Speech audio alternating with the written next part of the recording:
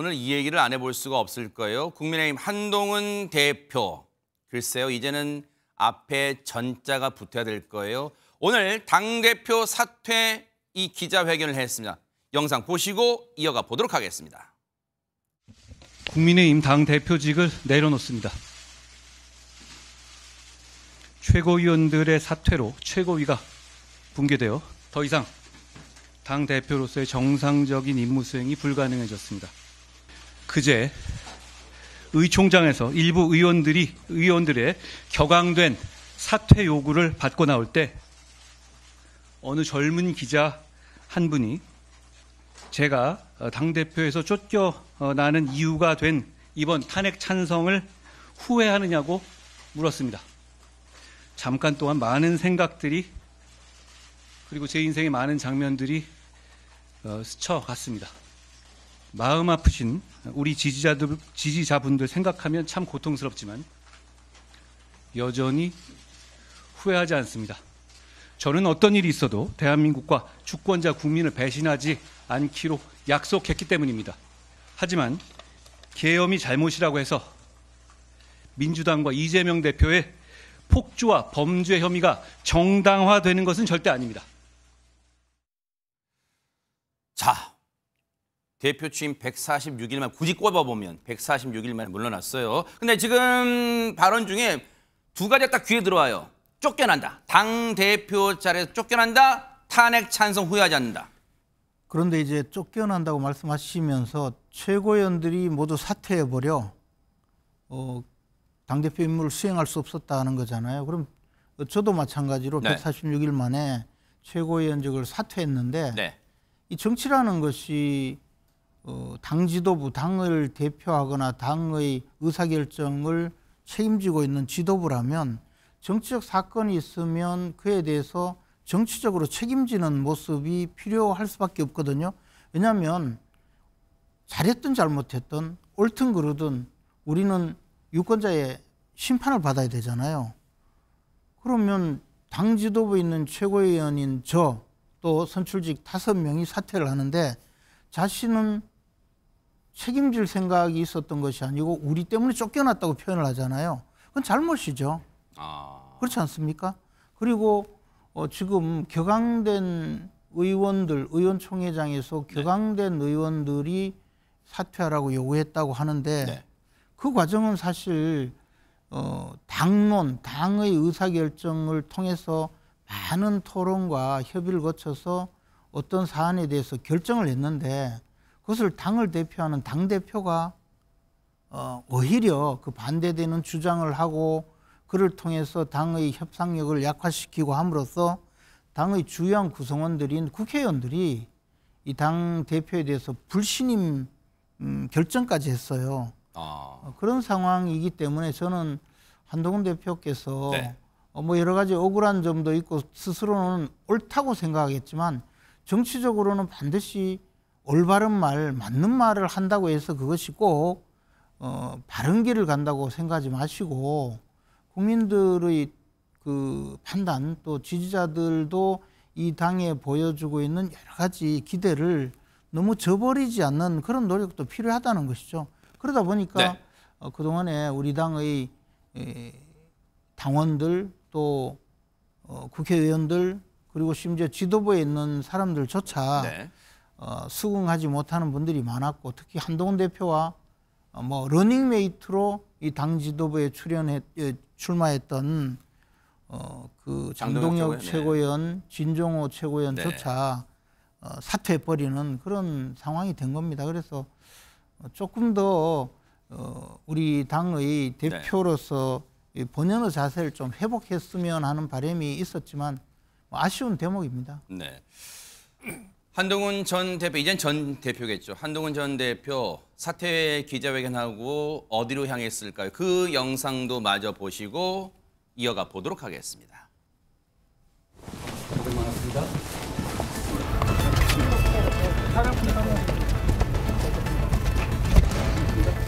당을 잘 이끌어 주십시오. 대한민국을 잘 이끌어 주십시오. 고맙습니다.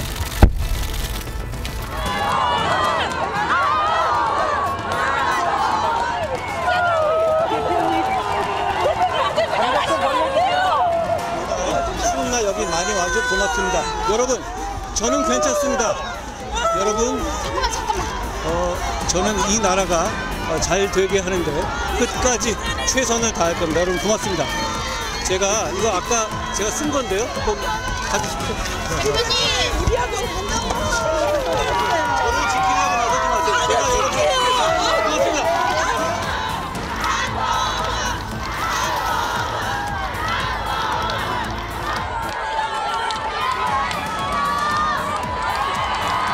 대표님 포기하지 마세요.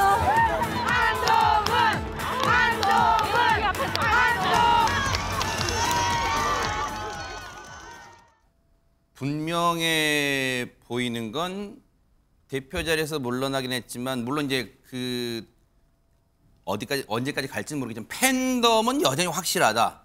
예. 이 한동훈 전 대표가. 그런데 앞서 이제 마이크에는 육성은 안 닿겠습니다만 이 입모양으로 봤을 때 주먹을 불끈 쥐면서 포기하지 않겠습니다.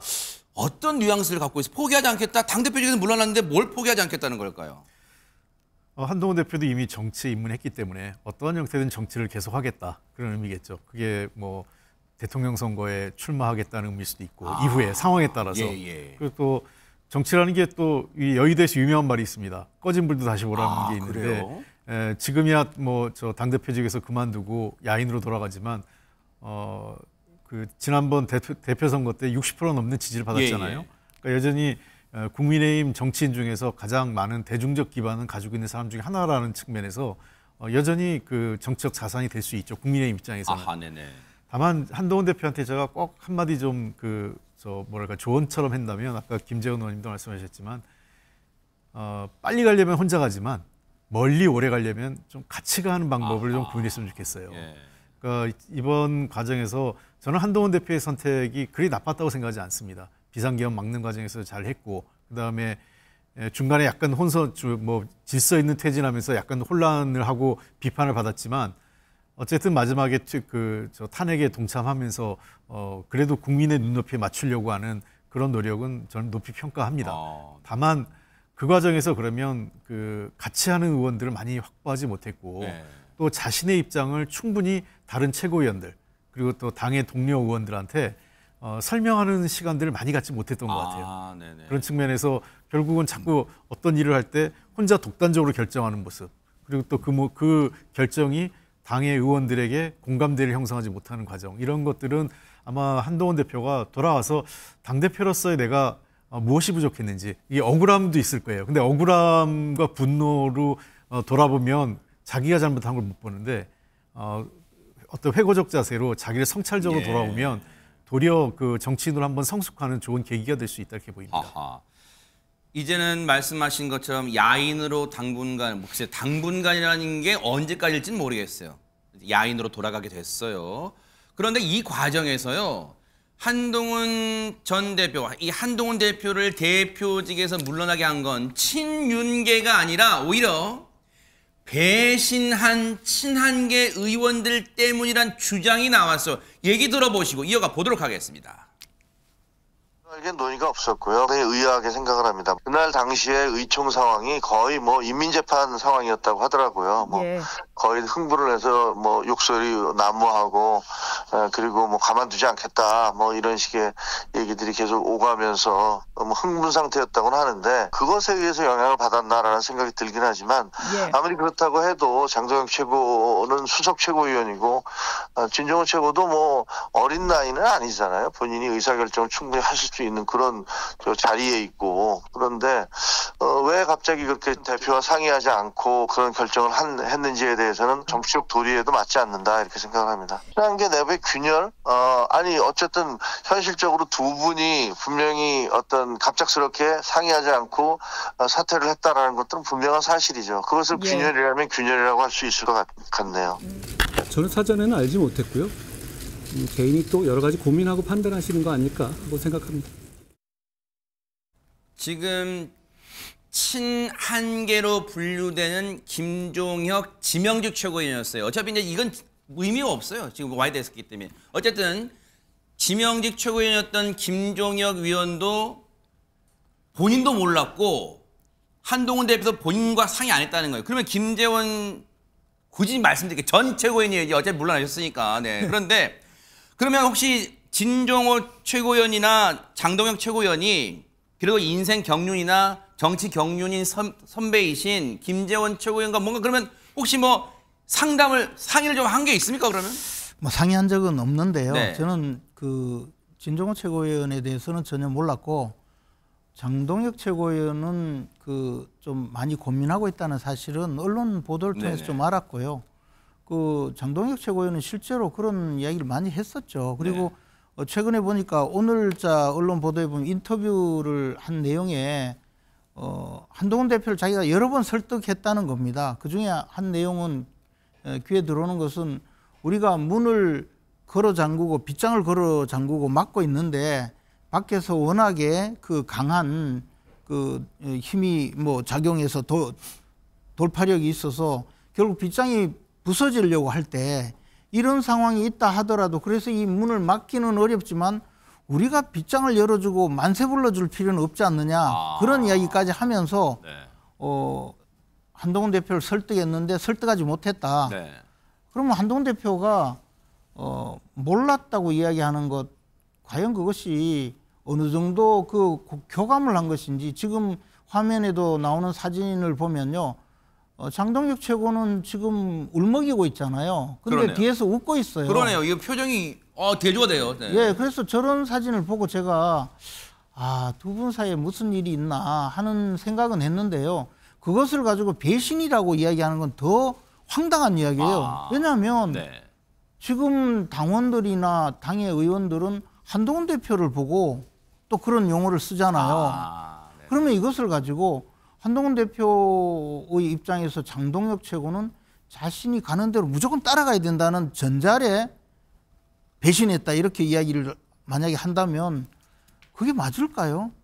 저는 장동혁 최고위원은 그리고 진종호 최고위원은 우리가 지난번 전당대회 7월 23일 치러진 전당대회 때 소울메이트라고 하고 그리고 그랬었죠. 러닝메이트로 벌써 하나 껴안고 예, 그랬어요. 그렇게 네. 해서 당선되신 분들이고 같이 가기 위해서 그래, 했잖아요. 그리고 우리가 그때 수없이 언론에서 그 공개되었던 보도되었던 내용은 이 절대로 그 지도부가 해체되지 않게 하기 위해서 두 사람은 최소 그 이끌고 네. 갔었고 거기다가 굳이 그 당헌 당규에도 반하는 우리 당의 투톱 체제에도 어긋나는 방식으로 정책위 의장까지 교체한 것도 그 최고의 의결권을 확보하기 위해서였다고 네네네. 했잖아요.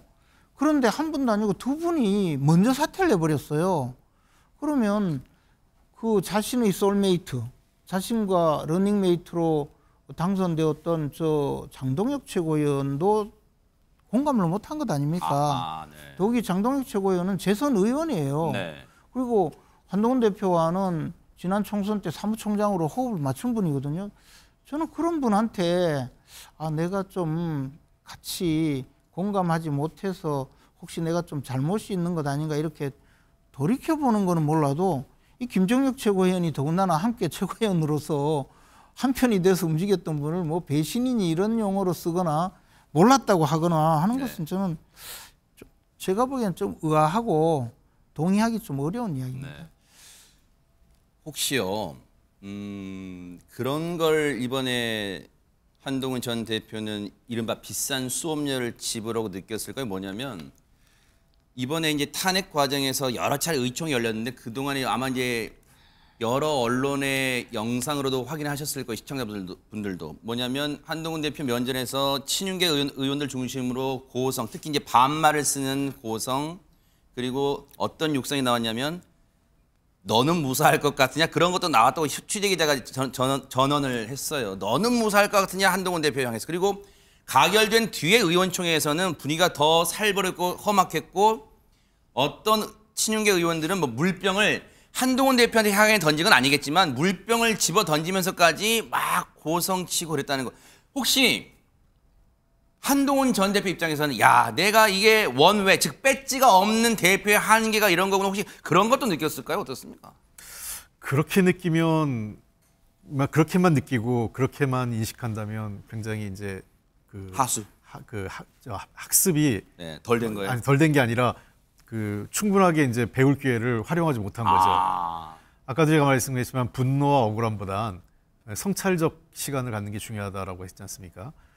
먼저 이 대통령 윤석열 대통령도 그렇고 한동훈 대표도 검찰에 오래 있다 보니까 책임과 그 처벌 이 구분을 못하는 것 같아요. 법적으로 잘못하면 처벌이나 처분을 받잖아요. 네. 근데 정치에서는 꼭 잘못을 하지 않아도 책임을 집니다. 그게 정치적 책임입니다. 네. 그러니까 예를 들면 한동훈 대표 말이 맞아요. 한동훈 대표 그 탄핵 표결하지도 않았어요. 자기는 탄핵이 돼야 된다고 일관되게 주장해 왔어요. 내가 왜 책임져야 되냐 했지만 보통 정치적 상황이 이런 상황 가면 그러니까 자기 당의 여당의 대통령이 탄핵을 당하는 상황까지 왔잖아요.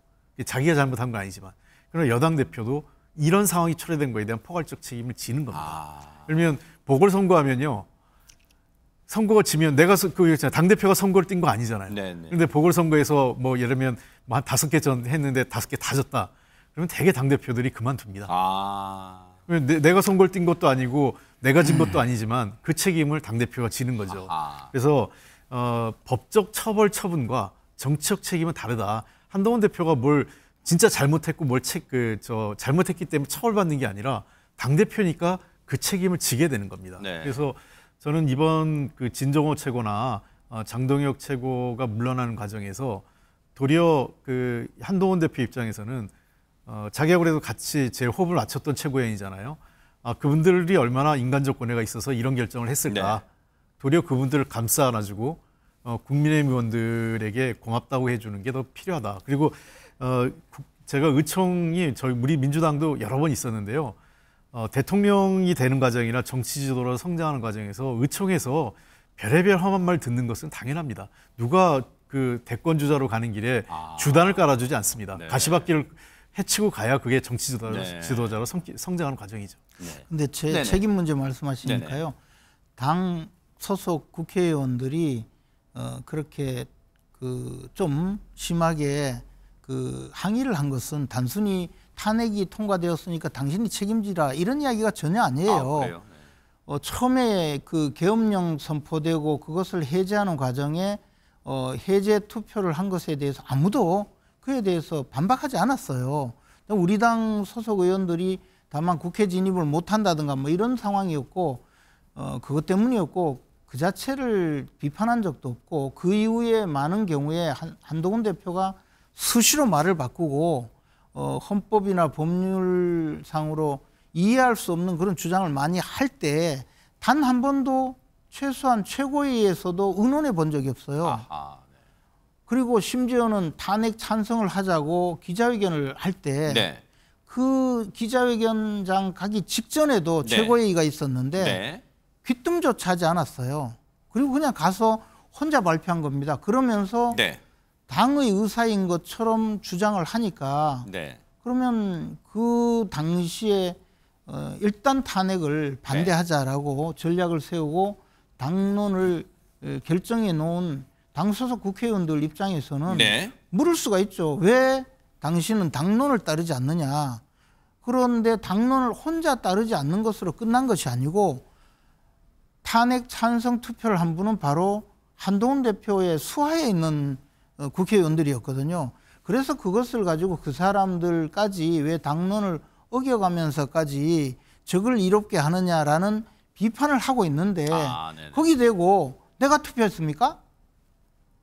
또는 내가 계엄했습니까? 이렇게 물으면 그 대답이 서로 안 되잖아요.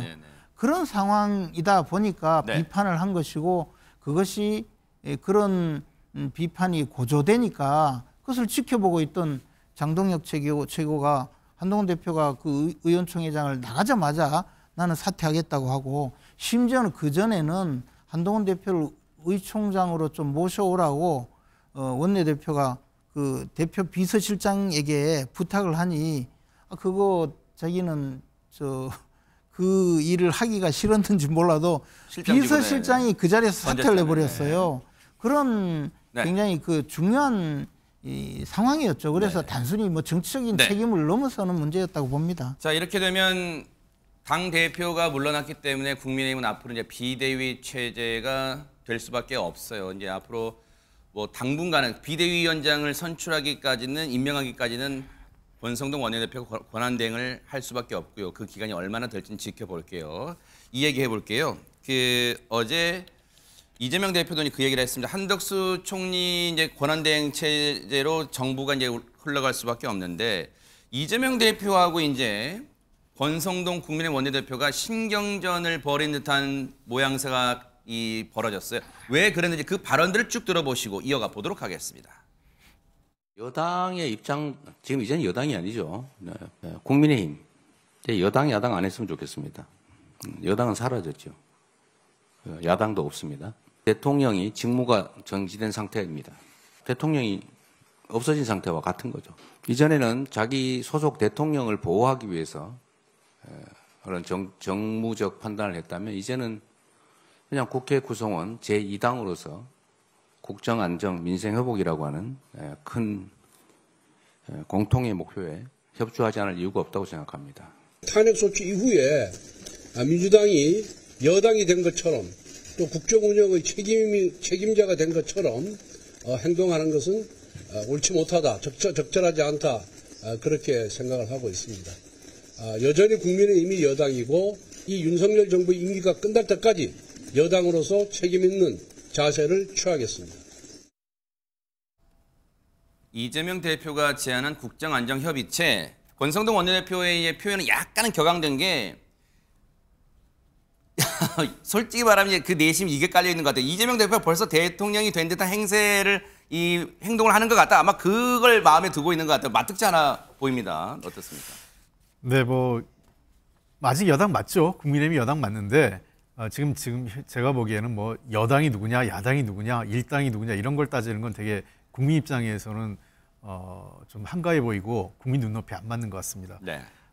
지금 이재명 대표가 협의체를 제거한 이유가 한 3가지지 않습니까? 네. 대외 신인도가 하락하는 걸 막아야 되겠다. 네. 그다음에 2번째는 외교안보 공백을 빨리 수습해야 되겠다.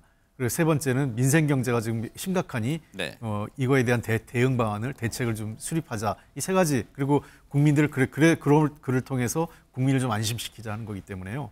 저는 근본적인 취지 자체가 나쁘지 않기 때문에 만약에 지금 저는 이해는 됩니다. 지금 국민의 입장에서 탄핵이 바로 엊그제 됐는데 이런 논의하는 것 자체가 아마 내부적으로 해서 수용하기 어려울 텐데 하루 이틀 좀 더 냉각기를 갖고 좀 더 국민을 위해서 국회가 뭘 할 건가에 대한 관점에서 이 방안을 만약 필요하다면 저는 여당이 국민의힘이 수정안도 낼 수 있다고 생각해요. 이런 네, 방식으로 하자. 네네. 그렇게 해서 논의를 진행하는 게 맞지. 이걸 누가 여당이냐 야당이냐 이런 거 갖고 판을 깨버리는 것은 국민을 우선하지 않는 정치라고 생각합니다. 김재원 최고님, 이 질문 드려볼게요. 어차피 그 말씀 하실 것 같으니까. 큰 틀에서 보면 나라를 안정시키자는 그 맥락에서 보면 여야가 머리를 맞대자는 취지로 보면은 합리적으로 볼 수 있지 않겠냐 또 그런 말씀을 하시는 것 같아요. 어떻습니까? 여야가 머리 맞대서 지금 현재 이 국난 수준의 혼란을 극복하는 건 지극히 당연하죠. 근데 이재명 대표가 주장하는 것은 지금 위법 행위를 하자는 거예요. 왜요? 왜냐하면 이 국무총리 훈령에 네. 당정협의 업무 규정이라고 이 법률이 있어요. 네. 훈령이죠. 그런데 그 내용은 2조 2호에 보면 대통령이 소속한 정당을 여당이라고 한다라고 규정이 되어 있고 그 여당과 정부는 긴밀하게 협의를 하게 되어 있어요. 그래서 예산안을 마련한다든지 법률을 마련한다든지 또는 중요 정책에 관련된 각종 행정 규칙 또는 대통령령 등을 사전에 여당과 협의를 하고 그 정책 조율을 해서 정부의 정책을 발표하고 시행하게 되어 있거든요.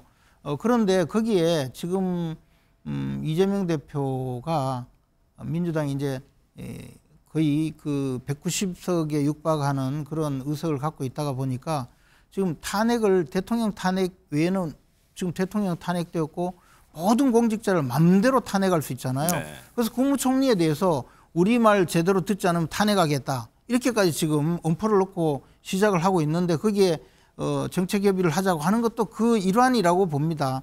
이것은 만약에 이재명 대표가 정말 이 혼란을 좀 수습하고 국민들에게 도움되는 방향으로 네. 나라를 운영하려고 하면 지금이라도 네. 온갖 이른바 줄탄핵 또는 예산을 말도 안 되게 삭감하고 모든 행정부의 국정 운영을 발목 잡는 이 행태부터 중단하고 네. 그리고 여당과 같이 그러면 우리 먼저 정책 협의를 하자 이런다면 저는 충분히 이해가 가요. 근데 그거보다는 이제 여당 야당 없지 않느냐 우리 같이 해서 의논하자.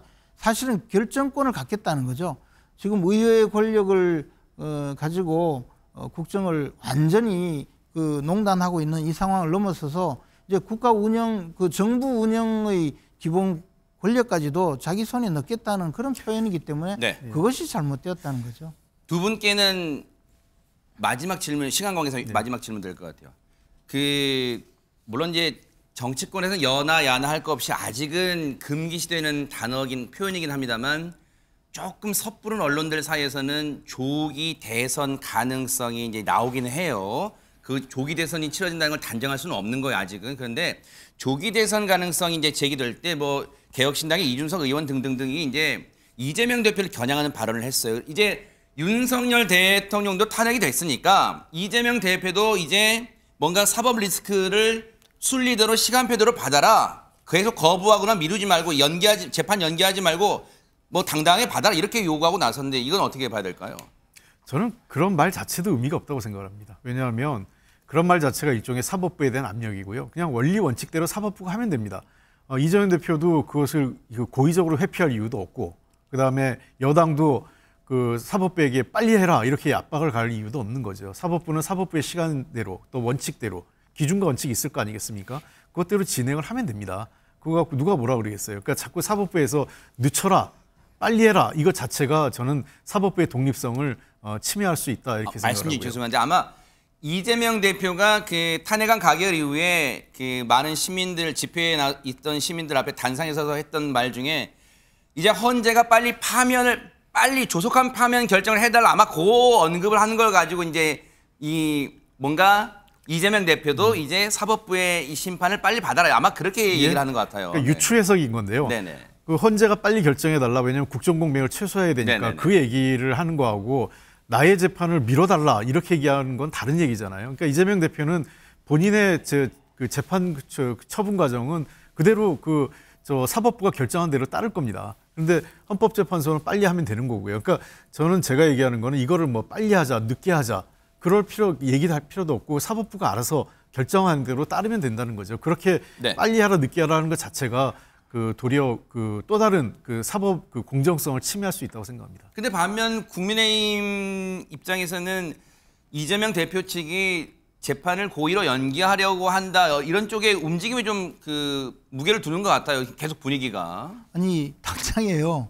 이재명 대표가 이제 이 사건이 고등법원으로 갔단 말이에요. 네. 그럼 고등법원에서는 소송 기록 접수 통지서라고 사건이 이제 고등법원에 왔습니다. 그러면 그 통지서를 보내거든요. 네. 왔으니까 빨리 요 수령하는 날짜부터 2주 내에 항소 이유서를 내세요.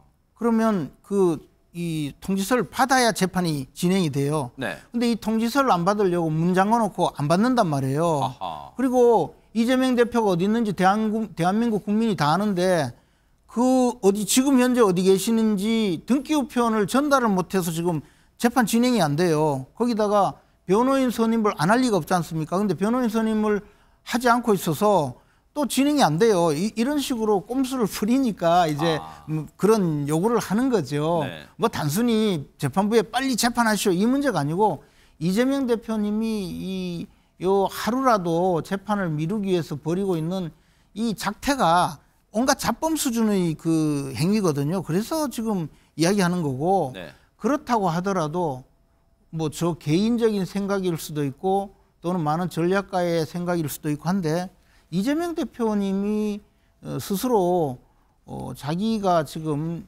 언론사에서 발표하는 지지율이 높다고 해서 우리가 이재명 대표와는 상대하기가 어렵기 때문에 하루빨리 그냥 교도소 갔으면 좋겠다 이런 바람으로 하는 것이 아니고 우리 입장에서는 이재명 대표가 민주당의 여타 후보 중에는 가장 쉬운 상대이고 이재명 대표와 대선을 치르는 것이 오히려 가장 유리하다고 생각하거든요. 이것은 단순히 대선 전략 측면에서의 이야기가 아니고 네. 솔직히 이재명 대표님 교도소 가셔야 되잖아요. 아이고. 그 네. 너무 단정적으로 얘기하시네요. 자, 그래서 이 부분은 반론권 차원에서 제가 이제 근데 홍익표 전 원내대표한테 1분 드릴게요. 왜냐하면 이 부분은 뭐 조금 민주당에서 듣기는 거북한 표현도 많이 나왔으니까 제가 1분 반론권 드리겠습니다. 네. 예. 제가 아까도 말씀드렸지만 사법부의 결정을 존중하고 사법부의 결정을 받아들이는 게 우리 대한민국 국민들은 다 누구나 예외 없이 지위고하를 막론하고 해야 될 일이라고 생각을 합니다. 이재명 대표 역시 고의로 재판을 지연할 일은 없고요. 아마 그 최근에 그 전국 상황이 그러다 보니까 아마 일부 수령하지 못한 분이 있기 때문에 최선을 다해서 본인의 변론 재판 과정을 통해서 자신의 무죄를 입증하고 당당하게 대선 후보로 뛸 것이라고 생각하고 네. 그것이 기본적으로 이재명 대표 입장이다 이렇게 보입니다. 네. 말씀하신 것처럼 진짜 앞으로 이 이재명 대표 측에서 불필요한 오해를 받는 일이 없도록 행동할지도 또 관심이 쏠릴 것 같습니다. 두 분 덕분에 갑자기 스튜디오 분위기가 후끈 달아올랐습니다. 두 분 말씀은 여기까지 듣도록 하겠습니다. 고맙습니다. 네, 감사합니다. 네.